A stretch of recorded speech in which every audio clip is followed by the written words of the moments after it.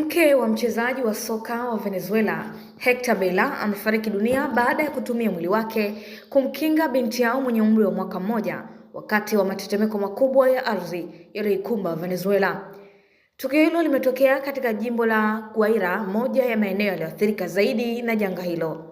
Kwa mujibu wa familia hiyo, Andrea Bella alifunikwa na kifusi baada ya jengo walilokuwa ndani yake kuporomoka, lakini alifanikiwa kumwokoa mtoto wao Alana ambaye alipatikana akiwa hai na majeraha madogo. Hector Bella ambaye hakuwa eneo la tukio wakati wa tetemeko hilo alithibitisha kifo cha mkewe kupitia ujumbe wa huzuni uliochapishwa kwenye mitandao ya kijamii, akisema mkewe alitoa maisha yake ili kumwokoa mtoto wao.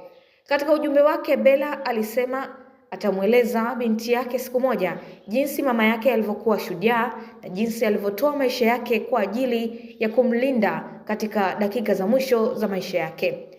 Kauli hiyo imeguswa na maelfu ya watu ndani na nje ya Venezuela.